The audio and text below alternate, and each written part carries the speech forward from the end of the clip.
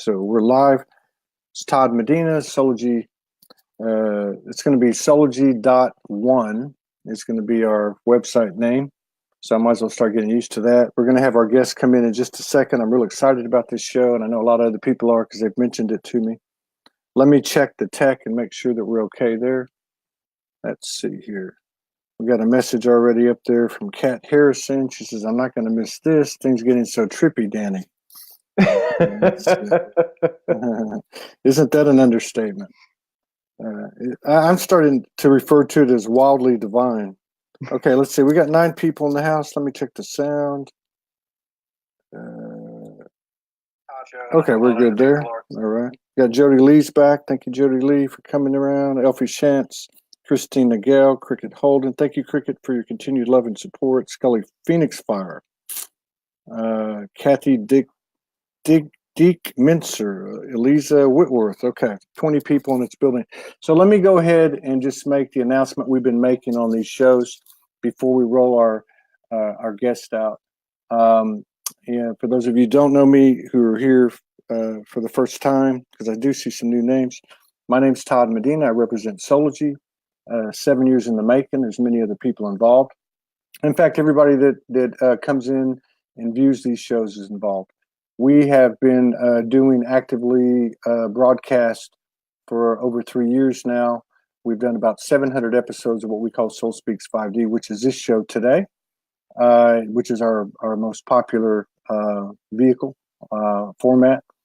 And we've, for many reasons, there's been some suppression on YouTube and Facebook, but that's really not it. We've been led by Infinite Intelligence to create our own website, to have our own originated stream, which we're testing tonight and tomorrow. So what does that mean? That means that we will not be broadcasting on Facebook, but we are going to be doing a few more shows with this format with the Be Live TV interface, and that may end as early as tomorrow or Sunday. But we will have probably a 5, 6, 7 day period while we're originating. As we originate from our website, that we will be simulcasting on Facebook and or YouTube, at least having the replays posted on there. But I think we're actually going to be able to do it at the same time. So what does that mean too? It also means that we are creating a community. It's not me. It's not Morgan. It's not the people involved. It's every single person. It's open to the entire world. It's going to be a real simple process. The website URL will be Soulogy.1. On that website, you will go to it and be able to see any of the lives and all the lives that we do, all of the archives, and then also there will be a personal profile, community-based feature, which will include instant messaging. All of these things won't roll out at the same time, but certainly the archives and the live channel will. The only thing that will be required is, I hate to use that word in 5D, but in order to keep it, keep up what we call the 5D commerce, the gifting, the honor system is how we've always operated. We pay everything forward. So what will happen is you'll go to the site the first time, and you'll basically put in your email and your name, and make a one-time love contribution of your choice, whatever that amount is, whatever you want to put in. That'll give you permanent access forever to the archives, to the community, to the lives, and to the channels, plural, because there'll be more than one eventually.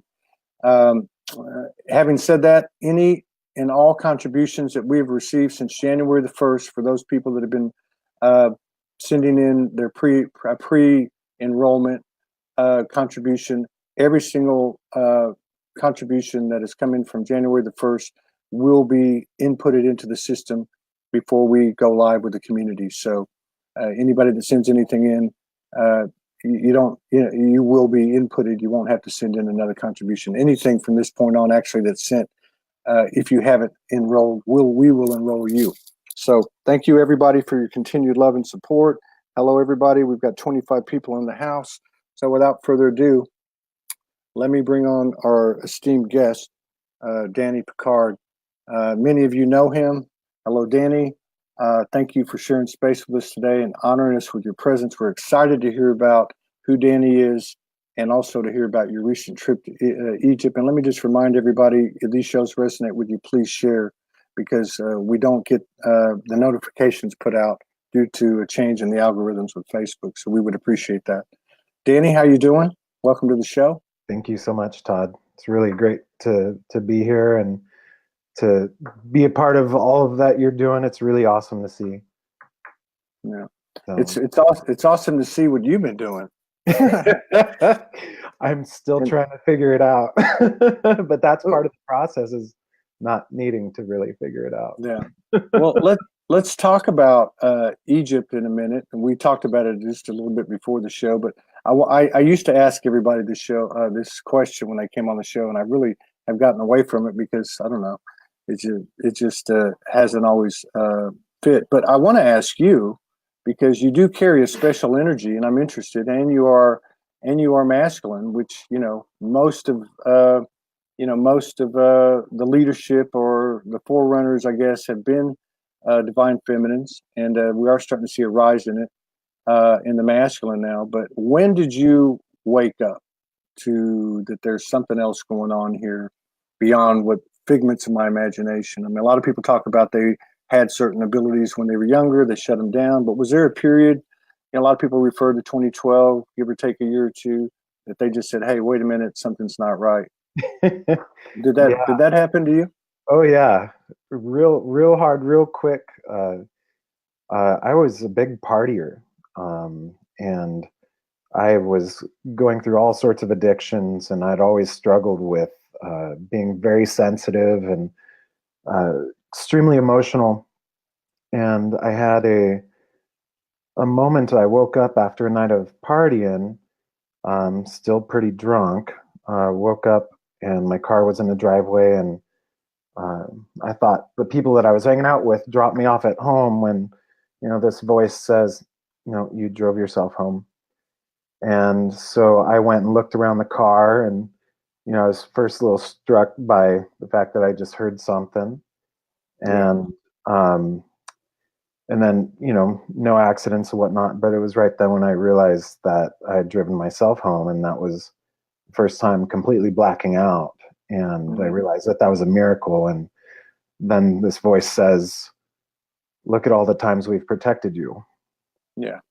And it was like a Rolodex. And it was right then and there, like a Rolodex, no joke. No. The reason I'm laughing is because I think we must come from the same branch on the tree of life, because I think that my crew spoke to me the same way and showed me too. Actually. Right.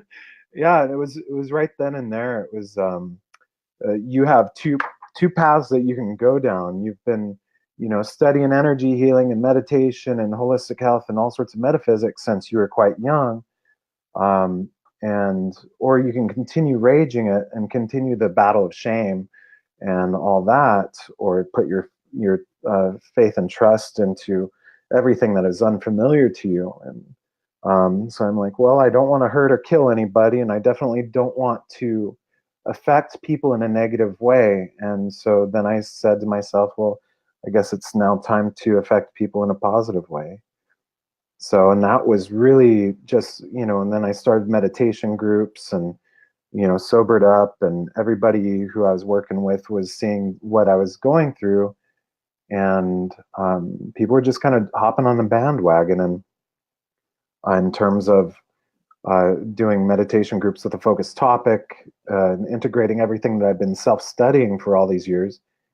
And somebody said in one of the meditation groups, they said, you talk an awful lot for it to be a meditation group. And I said, fine, it's a workshop now. So and then, and that just really allowed me to be me and to really explore everything without, knowing that you can overcome like all those addictions. Yeah. I realized that I had to figure out how to do it myself because I didn't resonate with the different programs that were out there. And so I was like, oh man, this is going to be a journey. But it was through that journey that really allowed me to tap into, the power of the subconscious mind, the habitual mind. How do we overcome these things? How do I heal myself? How do I fix myself? And then it was once I did that, then I was able to really start helping other people a lot. So that was kind of like a whole integrated thing. And I've had, you know, kind of danced on the edge long time until it was I was kind there with you. I was there with you. So yeah, when did that happen? Did that happen around that 2012 or? that was about 2000, yeah, right before 2012, November 19th of 2011. November 19th, So 2011 was a very powerful time for me too.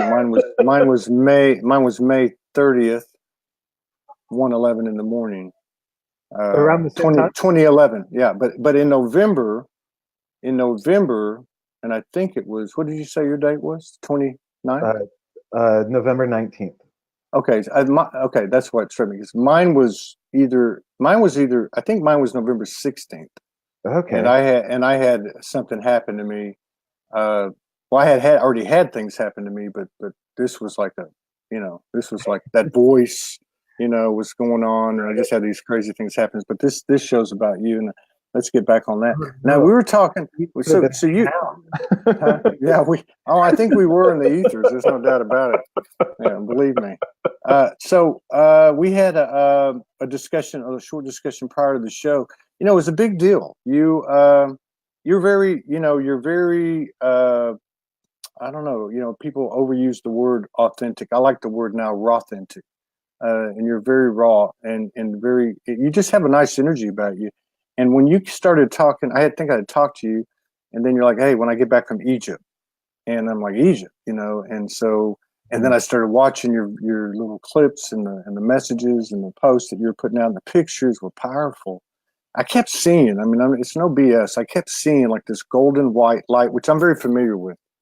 And I kept seeing it emanating from your post. I don't know what it was, certainly a third eye type of thing. But I know you had mentioned a lot of things on this trip. Prior to the show, you said you never even left the mainland U.S. So Egypt was the first place you went to. But one thing I did want to make sure that I mentioned and asked you to cover was you had talked about going to a very special room in, I think, the Great Pyramid or one of the pyramids. So I don't know if you want to just kind of back it up a little bit and talk about how did you end up going to Egypt if you'd never even left the U.S. Why did you Yeah, pick Egypt? absolutely. Yeah. Well, I did a quick little test run to Victoria, but then to actually fly out of the country was Egypt. But yeah, I met a couple of people at a festival that I was presenting at in Santa Barbara, and it was quick friendships, and then about 6 months later, they started posting that they're doing an Egypt trip, and I knew that I really wanted to have a little bit more inspiration in my own life.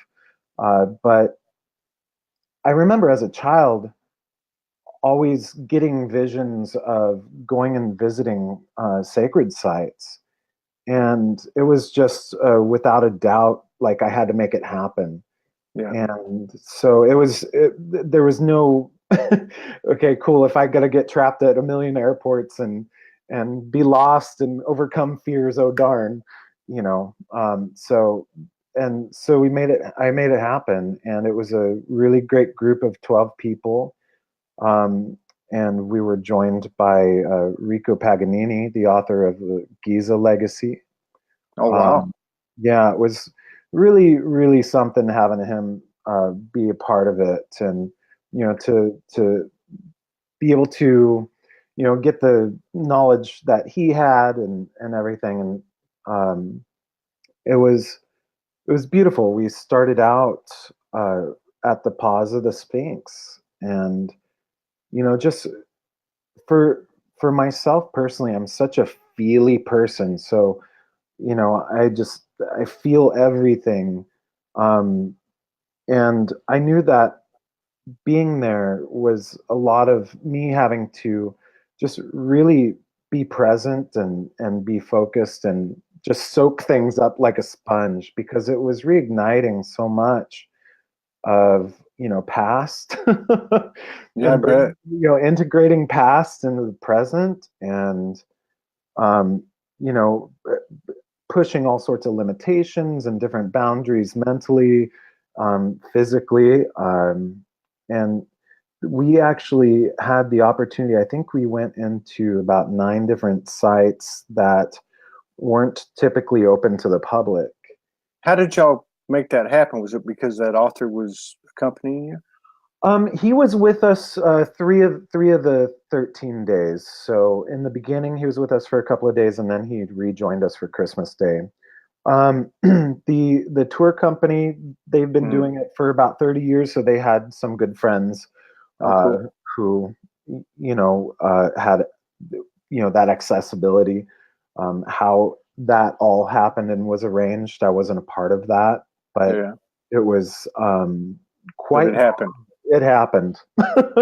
So did you have like we of course we've all had to some degree or another memories, even what you mentioned earlier about being a young child going to sacred sites. I mean, I consider those almost like past life memories or past memories or whatever, Akashic memories. But did you have anything come in while you were there visiting these places? The most potent situation and experience I had was in the Serapeum at Saqqara, where they have the 80-ton sarcophaguses made of pure granite. You 80 ton? Yeah, Wow. even the lids are just 30 tons a piece, and they're just resting off the side, like, buried underneath the ground.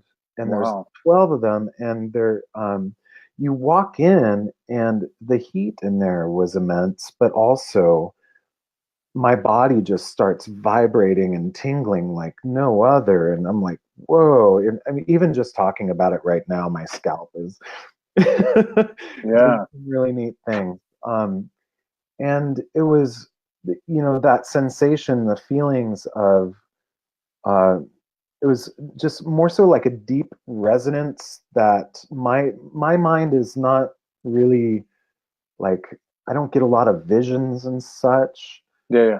but it was just more like, what the heck is this? Like, Yeah. this is extremely powerful. I don't know what it is, and then I started going into, you know, getting, kind of connections with Serapis Bay and, stuff like that. And different things start making sense to me. Yeah. And so that's Yeah. what a lot of my experience was. Now, after that, even more profound was we gained access to the Persian shafts, which are also at Saqqara. And Now, what are those? they are for what I experienced in there, I didn't really get a full explanation of what they actually were, but on the inside, the hieroglyphs were of the Egyptian Book of the Dead. Wow. Um, but they're just pristine white. You had to go down a spiral staircase about, 20 meters. And, it's a caged entranceway where we had to meet with the inspector and whatnot. And going down there, it was 10 times warmer than it was at the Serapeum. And the energy down there was 10 times more potent, 10 times more. It was just like, uh, it was so intense down there. And where we actually, went through a different initiation with Rico. And we all had this experience of, laying in this um, uh, area. I can't think of the right word, but it was, kind of shaped like a sarcophagus would be, or like a mummy type of situation. So we each went through an initiation thing there, and that was quite profound. I had a hard time like catching my breath and breathing. I felt a um, little claustrophobic-y, Yeah. I think it was just everything in general was so intense, energetically. My body had never experienced anything like that in any in any level, and it was, what, probably just a couple hours later when I started getting really sick. It was a big purging. Purge. Oh yeah. Like an ayahuasca trip. It Oh sounds yeah. I like. was like, stick your finger in the light socket, buddy, and hang on. Yeah. So, and I had a feeling that I was in for it on some level. Yeah. In terms of everybody was having different experiences, and uh, but again, for me, I felt like I was going out there just to like really soak up, whatever it is. I know that, the way that I work a little bit is, my body tends to just and like, soaking up all sorts of little details and information. Then I'll come home almost like I went on a shopping spree or went Yeah. trick-or-treating, and now I get to lay out all the Halloween candy and piece it together for the next 5 years. Yeah.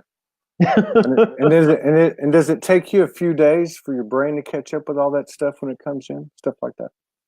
Oh, I'm still trying to, yeah, I'm Yeah. still, that was, when I got back, I was home in Portland for 3 days, and I said, I got to go to Shasta. I So, need, so you went to Shasta. When did you get back? What day did you get back? What date? Did you? yesterday, No, I mean, what day did you get back from Egypt? on the 26th. Wow. Do you feel like that your trip to Egypt, consciously or not, was some type of preparation, before 2019? Absolutely. When, I felt my body adjusting every day that I was there.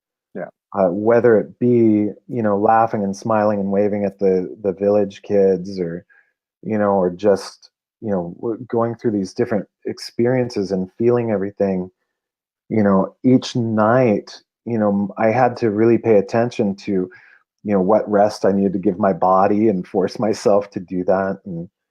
Um, and also, I mean, we were there right during all the solstice influx Oh, as yeah. well. So, and what was really cool, Todd, was, I was actually looking at the Schumann resonance, and each time we went to a different temple, it was right when we were getting blasted. So it Yeah. was, but in terms of, coming back now, my I've recognized my entire kind of energy body is completely shifted. And that's been interesting for me to try to navigate, Yeah. in terms of, you know, this is the new norm. Your body's just always going to be buzzing nonstop, Yeah. and Yeah. just keep on drinking a lot more water, and so, and coming forward into 2019, uh, it's so much about, it's such an acceleration time that we're in. So it's just, it's really caused me to just be a lot more focused, a lot more centered, Yeah. uh, and just taking care of me. Yeah. So Yeah. it's interesting trying to balance that with, doing the work that we do, but it was a huge amplification for everybody in the group. Yeah. For myself personally, forever changed, and it wasn't just because it was Egypt. It was, I was having deep, profound um, experiences that were, reminding me of something subconsciously from a long time ago. So Yeah. Yeah. Yeah. yeah, it Yeah. wasn't. I've heard 2019 referred to year of expansion, year of sovereignty. To me, it seems like the year we actually be it, are it, is it, I mean, we're actually, uh, you know, putting it into motion, or bringing in that magical element, alchemizing it, whatever you want to call it. Now, how did you end up? So you came back, and 3 days later, you're going to Shasta. That sounds like the higher hand, the higher self had some involvement with that. It just made sense. Yeah, Uh, I was laying in bed trying to regroup and recalibrate, and Shasta just popped in my head. I go down there a couple times a year. It's my my home, yeah, and it's a quick 5 hour drive or 6 hour drive. Um, so I hopped in my car and went down there. And I knew that I had to. it was something a little bit more beyond just, needing to go to Shasta and recalibrate. But it was, I knew that I was bringing Egypt to Shasta in a way and sharing a lot of the different codes and different aspects of Egypt that I had collected, all that Halloween candy. It was time to give some of the Snickers bars to Mama Shasta. Yeah. Um, Yeah. So I spent a good amount of time up on the mountain. First couple of days, it was they were having blizzard type up there. So yeah, I just decided to stay at my friend's place down the hill. But it was, when I went to Shasta, it felt so very perfect in so many ways in terms of just there's such a peaceful, high heart, lovey vibe about Shasta, and it's very smoothing and calming for me. And it was, each time that I'd gone to, meditate up on the hill, it was it was like a really beautiful integration. I kept picturing the pyramids, but also I've been doing this thing where I've actually been allowing myself, when I'm doing any sort of grounding work and connecting to the earth, but I'll actually allow myself to connect to the pyramids on the other side of the world. And so I was actually doing a lot of that at Shasta too. And it was very smoothing. It rounded me out a whole lot. So, but yeah, Shasta's amazing if you haven't been. Yeah. I'm No, sure you've heard stories. I haven't been. I think we're setting our sights to maybe be in the Southwest and then maybe hit that in the early spring. But now you've gone to Shasta a lot. I've never really talked. I've talked to people about Shasta, but I don't know if we've done this on the show. Now, some people talk about there's a specific, and I'm sure they're everywhere. Portals are everywhere, but there's a specific, well-known type of portal in Shasta that has some type of off-planet galactic presence. But there's also talk about how there's an inner Earth type of presence there.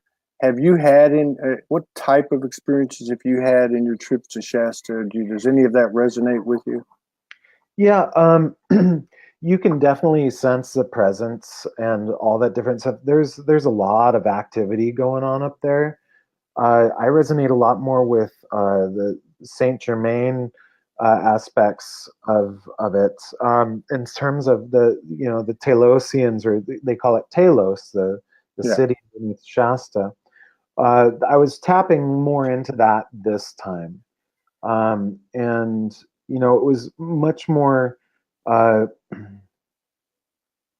Again, it was like an integrated uh, experience. It was like it was like kind of wanted, to receive the energy and a lot of what I was there, that I had kind of collected from Egypt, if that makes sense. Yeah. So there was a lot of different things. I always, I'm big on different spiritual alchemies and whatnot. So, that's why I tap into a little bit more of the violet flame, aspects of the mountain or Saint Germain. I just went to Panther Meadows this last summer, and it was the first time I'd actually been there. And the energies on that mountain are just there's a lot going on, and it's just a trip because there's so much going on all at one place. Yeah. Yeah. When I was in Sedona, I referred to it as what was it, like a cosmic galactic superhighway, like a spaghetti bowl when you go into a big city and you got all those freeways are like turning circles. Completely. Yeah. Well, and then there's the Syrian aspect of the connection with all that, and there's a lot of connection with ISIS and all that stuff. Actually, it's kind of funny. My computer's laying on the Sophia code right now. But for me, when I go to these places or when I go to Shasta, it recharges me, it reharmonizes me, and it makes me feel just amazing. I come back all super amped and just calm. Yeah. Yeah. Yeah. So I UFOs or anything or aliens, Yeah, Sasquatch. yeah, Maybe next time. Sasquatch. That's been. I'm surprised you haven't had something happen there. The Sasquatch, that part of the country you live I know, in. right? Yeah. One in my So, yard. yeah, you mentioned earlier, uh, you mentioned how you got this trip started on the Egypt thing by meeting some people at a what was it, Santa Monica, and you were doing a presentation. What type of presentation were you doing, and what are you doing actively in that realm? So this was down at a festival called Lucidity, and I was speaking on empowering the empath and forgiveness is sexy. Forgiveness is the new sexy. Yeah. In terms of alchemy, a lot of what I do is, a lot of these different terms, a lot of these different things that people talk about, I really like dissecting them and really bringing it into applications. Not just, there's Ho'onoponopono, but what if we were to actually integrate violet flame, but actually lead people into, well, what would it be like to be a forgiving person? To actually not be in a place of blame for anything as being an external aspect of affecting you and whatever you need to be. But what would it be like to just be centered and calm and peaceful, and also have that application with that? So that was a talk that I did, and trying to lure people into, hey, harboring anger and judgment and all that stuff is actually, it's not the cutest way to do things these days. Well, we've already tried it. It doesn't work. Yeah, it doesn't work, right? Yeah. Well, I find that, a lot of people will just kind of, forget that it ever happened. We'll store it in the cupboards. And then we'll forget it ever happened. But then, people are repeating these different karmic loops and whatnot. Well, what if we could actually resolve those alchemically? And based on these different applications. So a lot of some more things that I do know that I was doing in Egypt is going back into my past in terms of Imhotep and different aspects of study and bringing those aspects of knowledge that I was a part of in the past and integrating it with my toolkit that I have now. And so I have all sorts of goodies that are coming in, and it's kind of hard to keep up. But uh, it's the merging of the past and really being in that space of being able to feel it, experience it, and own it, and then uh, you know receive guidance. And if I were to do this, or how would I do this on myself? If I needed to resolve this, what would I do and create that with? So, going into forgiveness and going really deeply into that. And it's really much more like I tell people it's really the quickest way to resolve karma, is through that process of forgiveness. But how do we actually create a process? And that's what I like to do. And the other topic that I did was, is that in Kauai? Yeah. Believe it or not. Believe it or not. um, and then you know everything that I kind of started out with was all about the empath journey, as being so emotionally sensitive that I was always having emotional breakdowns as a kid, and I thought I was going crazy and I wanted to kill myself. And then it picked up the article. It said, do you feel like you're going crazy? Maybe you're just psychic. Come and join our meditation groups. Yeah. So I was like, okay, that's a better option. So a lot of, then, the empath topic really became important, and understanding, everything's energy. How do we actually work with the energies to allow us to be in our present state, to be in our, intentional state, and to, kind of, if I wanted to feel protected, what's the way that I need to reframe everything in my own self so I can actually live empowered, so I'm no longer creating that old aspect of victim. Yeah. So. It's interesting. The path of the empath has been interesting. I really didn't start seeing the word till I got onto the internet, which I mean, onto the internet where I was actually in a house with a laptop. And so that would have been like 2013. I didn't even know what the word meant for like 2 years. I just saw all these groups, people where I'm an empath, I live with a narcissist, but you know, and of course, being in a relationship with Morgan for the last 3 years, I've learned a lot about it. But in retrospect, it's interesting because you don't see a lot of those groups active anymore, you know, on the news feed, and it seems like the empath evolution has been a big kind of a barometer, kind of a almost like a signal uh, of where we're going and where we've been. And one of the things that seems to be jumping out lately is that the empath. I love what you said because it's taken that from an energy standpoint and turning it into an asset versus, you know, I'm crazy, I'm a liability, or it's a liability, or why does this have to be me? But the other thing being that they're starting to step into their power and saying no, I love you, but no, no more. You know, and that's a powerful, powerful thing. Are you seeing that in your circle? Oh, absolutely. And it's, you know, it's still catching on, you know, it's, you know, but, you know, what's really cool is when people are really starting to get it, you know, it creates such a world of, it's such a more magical universe to live in, you know, and I think there's a lot of old, like, you know, past paradigmy type stuff where people are still trying to integrate it and figure it out, like, you know, what works best for them. But I also know that there's a lot more people that are really tapping into that empathic stuff right now too, because Yeah, you know, they kind of have no choice. It's like, yeah. Well, it's another solar contagious. flare. Yeah, you Another could one. almost, yeah, it's contagious. You know, I mean, Absolutely. it's the more dominant energy that, you know, the truth rises. You know Definitely.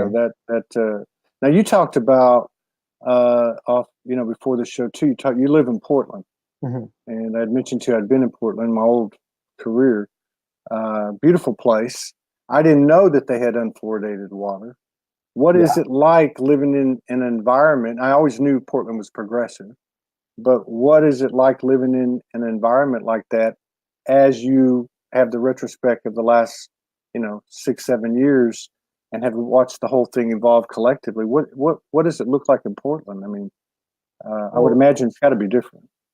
well, you know, decalcifying, you know. That You know, might help a little um, bit, right? it's got a really great community feel, despite the fact there's a lot of different people traveling and moving here from California, from different places.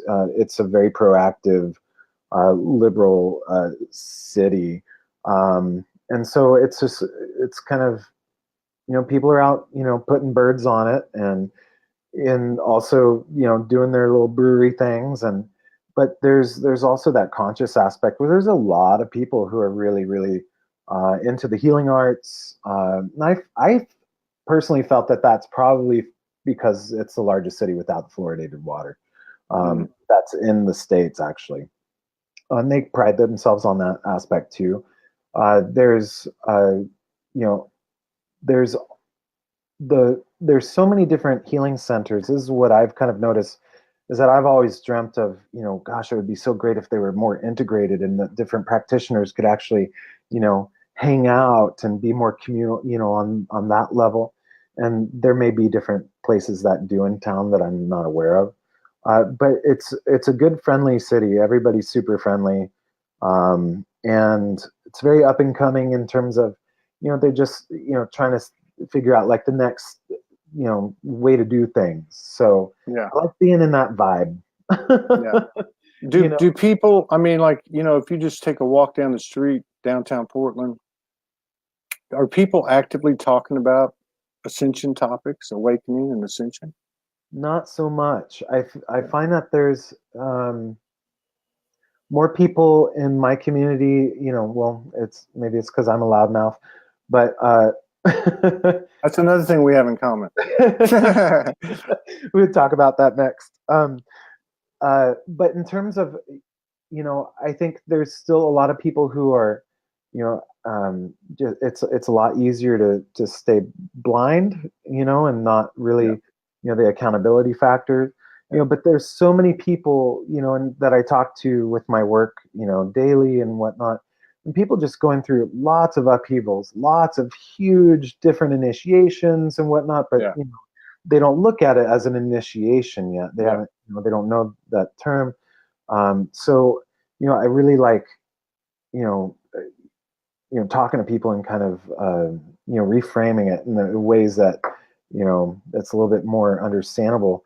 But you hear a lot of these different upheavals all the time. And I see it, of course, on Facebook, you're on social media a lot too. It's really hard not to.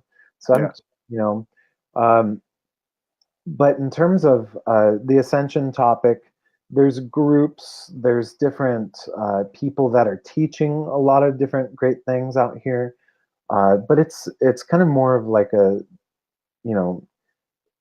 the spiritual awakening things catching on. Yeah. But in terms of the term ascension and whatnot, Yeah. I don't know if everybody is, on that level and being super, super there with it. But Yeah. people are open-minded. I noticed that in Sedona. I spent 5 or 6 weeks there before I came here, and I noticed there was like two different faces of the movement, if you want to call it that. And one was really very 3D-ish. It was plastic, it was appearances. But the other one, which was not, and I was fortunate to be around quite a few people, and it was that real authentic. It was, hey, what the hell's going on? Sedona. I remember talking to one lady. She's like, Sedona called me here. I feel like I'm crawling out of my skin. I mean, and at the same time, receiving divine intelligence. Yeah. As we all do, and heeding that voice. And but it was interesting. It was interesting. Almost like the ones that, the real people that are really plugged into it are, they're not comfortable every day. It's not like, they're just la-di-da, walking down the yellow brick road with the lion, tiger, and bear and all that stuff. Yeah, I remember seeing that in Sedona when I went down there as well. Yeah. And it was, there's that definite authentic vein, and then there's I think there's a lot of the not so, or exploring what spirituality is. Yeah. I remember, I think we've all kind of go through the different phases of, egoic identifiers and and wait, how do I get more in here and less in here? And I was going to ask you about that, given your journey, because if on one hand, I'm sitting here looking at you, and I'm not big on labels at all, but I'm looking at you, and I keep seeing this dragon stuff coming out of you. I don't know what the hell that is, but I would imagine, you talked about Saint Germain. I would imagine you've got a feel for quite a few different types of essences or consciousnesses or aspects of ourselves, or whatever you want to call it. How do you keep from attaching to anything such as that? Anything etherical, anything such as that. Because I know you've received a lot of powerful transmissions, like a lot of people have. Self-care. Yeah. Hands down. It's when I realized that, starting out with massage years and years and years ago, I was always so drained afterwards. And I realized that as an empath, what I was doing was psychically, subconsciously, feeling that it was my responsibility to heal the collective, basically taking it on as my own. Yeah. And so then that became a part of, well, how do I really fix this? Because you'll go to different, different classes, and they'll say, picture this and it will protect you forever. And yeah, I don't know about you, but I can't focus on anything longer than like. That's me. Yeah. I'm like, I need to, especially now, right?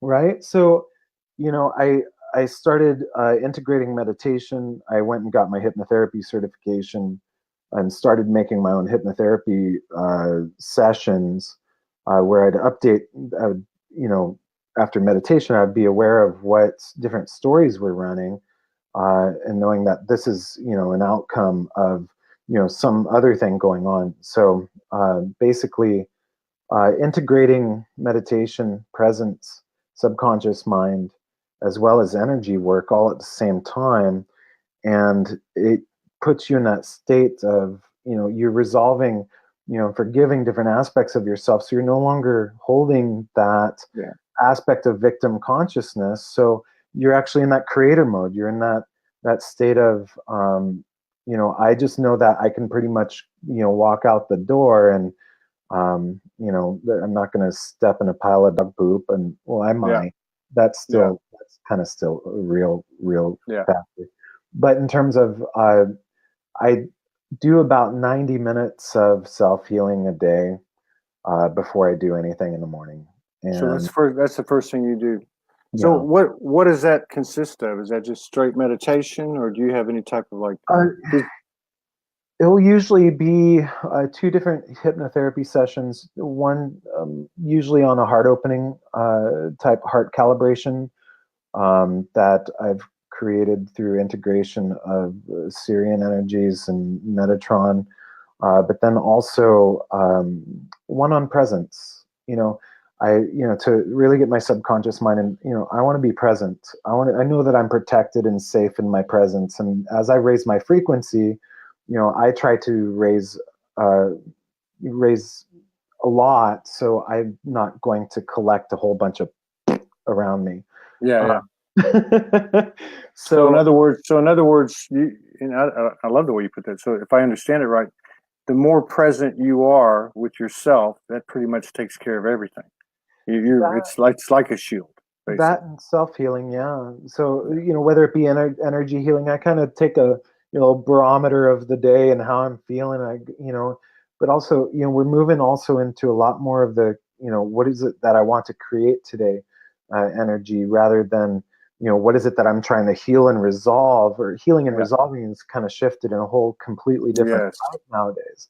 Very true. So that's what I'm having fun navigating. I'm like, okay, cool. So we really just have to work with sacred geometric templates. Yeah. Right. Yeah. Be like Merlin, not be like Mike. Exactly. Merlin's incarnation of Saint Germain. Yeah, Merlin's. Yeah. So it's so in terms of I'm never really too concerned about the collecting any oogly booglies, as I like to call them, and I really tried not to give it a whole lot of power, and and so the attachment to it itself is giving power over. And I love what you said too, because the whole thing about the healing, the shadow work, inner work, I mean, it's still there. It's still important. We know that the gold's behind it, but it's taken on a different element now. Yeah, it's like it's shifted from all of that to all that transformational stuff to materializing or manifesting, creating. That's kind of, so that's new, and collaboration too. I think is a big part of it. It really is. Now, do you have? I know it seems like me, you're very organic, very much trees and the water and the earth. And do you have a galactic, any type of galactic connection? Do you feel? I know that I'm very, I connect very much so with many ascended masters. I work very closely with Metatron. I work, and lots of different of those aspects. In terms of a lot of that other information, I let the people who are able to see and communicate with that be the ones that are able to do that. And a lot of where I get my information is from meditation and going within my heart and connecting. And then, I remember, having, shoot, when I was like a teen, I would sit and, try to meditate and whatnot, and have, I'd be sitting there, with Christ, and, having tea with Christ and Buddha, just like it was, no other situation. You know, now looking back and just seeing the different aspects of reality as being, there's so many different facets and so many different lineages and so many different, you know, but and it's in terms of, you know, I know that I'm always just really trying to focus on, you know, how to, you know, what information's in the heart, what can we get out of the heart, what's in the heart, how can we amplify the heart, is there a way to amplify the heart? Um, and so that's why I've always been like a much more, you know, straight to the chase, you know, Yeah. aspect on those levels. And I love that other people are able to do that stuff. And sometimes I go, how come I can't do that? Yeah, we all do You that. know? We all do that. I'm Well, all yeah, we all do that. We say, oh, why can she do that? Why can he do that? I do it with Morgan. You know, Morgan's right. like, you know, she can do this, this, and that. And I'm like, you know, twinkle her nose and something appears, you know. But Yeah. I told her last night, I feel like I'm a mortal, like bewitched, you know, like you're living with a galactic magician, you know. But I think like she says too, everybody has a piece of the Yeah. puzzle. So I think what you're saying is absolutely accurate, totally accurate. And so and really when you get down to it, oneness is oneness. So it's all really coming from the same place anyway. It just has a different face on it. Absolutely. Something that we can relate to. I know when I first woke up, everything came in as ascendants. You know, it came in as Jesus and Magdalene and 6 different prophets and three spirit guides, and then it started. You know, then it's that kind of shifted. But ultimately, it's all me anyway, right? Well, They're it's all totally. Well, and it's so cool to see like how, you know, in our different, you know, processes, like the different evolution of what we're able to tap into. So, you know, in terms of, have you noticed that things shift and change as you evolve, and, you know, different guidances, you know, you have these different epiphanies, you know, yeah, moving in and, you know, okay, what totally used to resonate, what's, you know, it's like the things going, like if you take the, you know, okay, self-blame and self-doubt doesn't really work, and then we evolve, okay, now we're dealing with, well, you know, those two golden aspects of, you know, ray consciousness, that was okay, but now we're working into the crystalline, yeah. Christ, you know. Nothing is the end all cure all. No. You know, and it is what it is today. Yeah. So every day, I used to say, even when I was on the streets when I started in the universe, and I was just constantly communing, I would hear, you know, on a scale of 1 to 10, you get to a 10 on Monday, you wake up Tuesday, and now the 10's a 1, you got a new scale of 10. You Right. know, so it's I think a big part of accepting our limitlessness, you know, our divine power is understanding that it doesn't stop and there's nothing wrong with that. Yeah. You know, I think part of the programming and conditioning was, hey, if you do this, you can, you know, go up to that place called heaven or nirvana, put your feet up on the desk, and, you know, drink martinis all afternoon and chill out. You know, but it's and so it almost makes like the work being a burden. It's not a burden. It's actually, I think that's what we're moving into now in 2019. Is we're moving into this, you know, to this expansion, which is sovereignty, which is engaging and actualizing what the humans might call, we as humans might call supernatural powers. But Yeah. anything's possible, and this year seems to be getting off to a very provocative, incredible start, Really, to really, say the least. To really say the is. least. Yeah. There's, you know, the whole puzzle thing, that, you know, the every piece of the puzzle as a collective, you know, I used to want to look outside of myself, and that was another reason to start really looking in here, because then it's Yeah. so much easier to notice how Yeah. everything in its entirety. But actually moving beyond those different, you know, mindset limitations, and, you know, of being human, and, you know, the way that society programs us, and, how do we move out of that? How do we Yeah. Yeah. expand that? So it's all fascinating. Yeah, that's a good point, and along the lines of what you brought up, one of the things that I'm noticing is, you know, I think for a lot of us, part of waking up was what we might call the alt news or conspiratorial type of dialogue, you know. So we all research this, research that, you know, but to your point, that stuff seems to be, it's not aligning with me anymore. It's not. It's become. Things get you to a certain point. They're not necessarily going to get you to the next point. Kind of. This is kind of what you're saying too. And it just seems like to me, it just doesn't align anymore. It's becoming less and less part of my universe. Yeah. And I don't focus on it. I don't worry about, is there going to be military tribunals? Is there going to be a financial reset? That's like, what the hell is that? I mean, you know what I mean? We're limitless. We're alchemists. We're magicians. We can create anything we want to. This is why we came. Absolutely. And and as you step into your mastery, then it doesn't become an issue. Yeah. You start realizing that, well, you're empowered to move through anything, and but also with anything that happens, you see how fast community just pours in and starts assisting one another these days. And That's right. That's right. I love watching that. I love watching all these things happen, because you're just seeing, there's nothing, for me, there's nothing more sexy than a real big crowd of people all just cheering and celebrating or pushing for something that being a part of, a movement. There's being in those crowds, you're just like, I love it. I just want to go in and like gobble it up. Yeah. Because it's that community thing that to me is really really attractive. That energy is picking up. The community, the collaboration. Now, time. are you now, you say you talked about massage. I mean, are you a practitioner? Would that be a good way? I started out with holistic massage therapy, when I was like 20.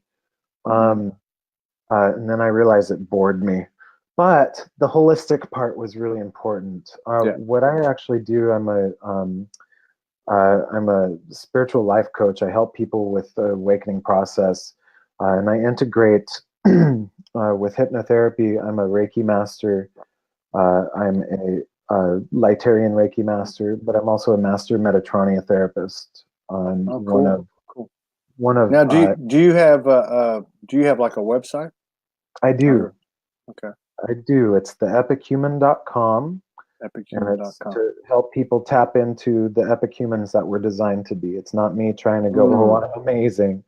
But it's well, in true fashion, I mean, in true 5D plus fashion, you teach people how to do it themselves, basically. Absolutely. When you teach a man to fish, it's, and here's the tools to do it. So, and here's the reasons why it's sexy and attractive to do that, because the benefits are profound. So, I help people who are often going through transition of different types.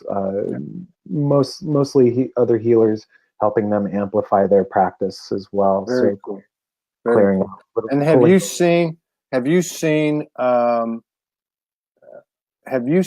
change? I mean, in your clientele, in the evolvement of your clientele as a collective group? I mean, have you seen something happening, like palpable evidence of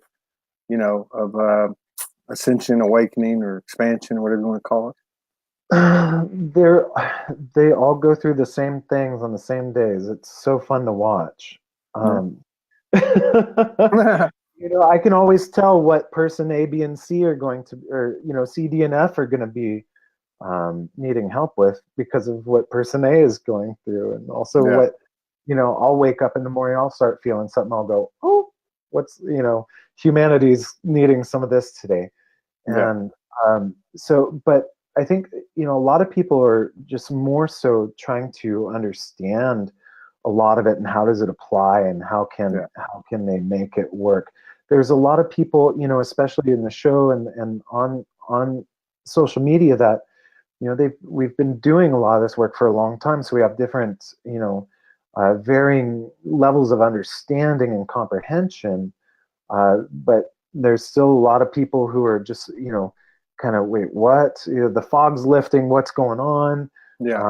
And that's pretty much what a lot of I'm getting calls with, and people trying to make sense of things, and noticing a lot of, and I hate to say it, but a lot of depression and anxiety. Yeah.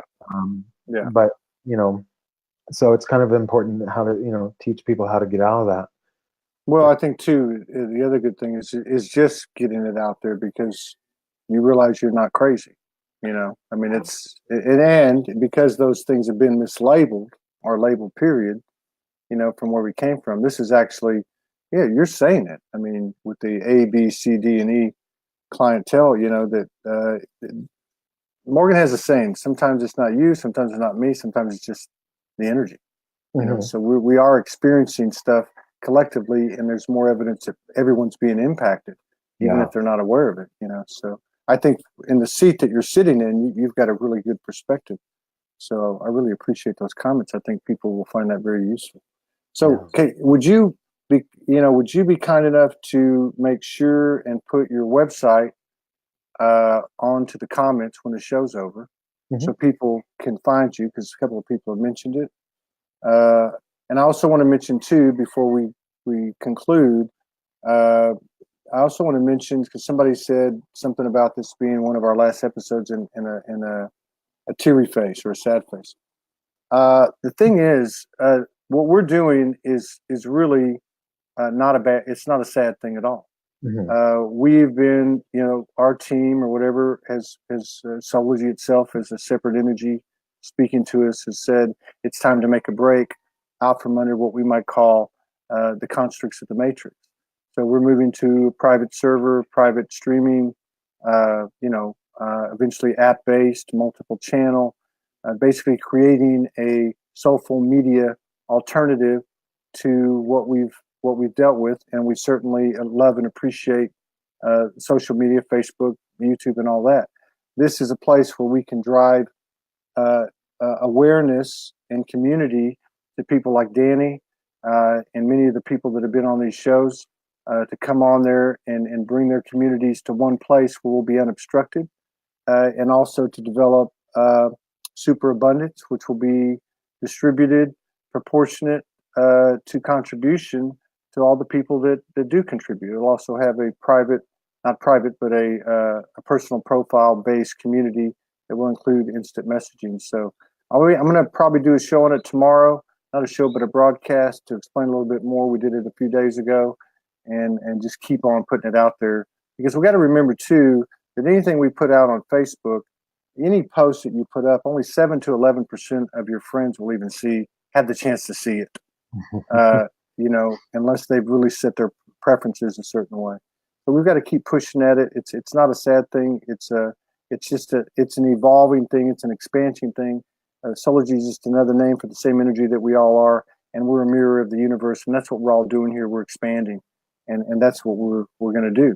We got to step out of the box to expand this universe from the universe inside of all of us. It's been a really a great pleasure. I hope to do some future collaborations with you. I certainly would put it out there right now that once we get going here into this first quarter of the year, this is a platform for people like you to give you another place to expand awareness and integrate audiences. So I just want to let you know that we'll be more than happy and elated to support you on this platform for the things that you're doing and the work that you do, and any initiatives you might be involved with in collaboration. Awesome. I'm really excited to watch this unfold. The evolution of this whole thing and being on the forefront. It's really awesome watching you guys, what you're doing. So much appreciated. Well, absolutely. And we appreciate all the work you've done on behalf of humanity. I'm saying that for everybody here and everybody on the replay and everybody in the community, because you're very well thought of, and I can understand why. Because you're very raw, authentic. So until the next time, thank you so much. Yeah. Thanks for coming on such short notice. Hope to see you maybe in the spring or the summer, if we take a little mainland trip, and keep doing the great work. And I'll see you at the after party. Right. I'll come visit you in Kauai too. Oh, that would be cool. Yeah, absolutely. You take care. Take care, brother. Peace out, everybody. See you tomorrow. We've got a few shows lined up and Sunday, but I'll be posting those up here in a little bit tonight. Thanks a lot, Danny. You take care.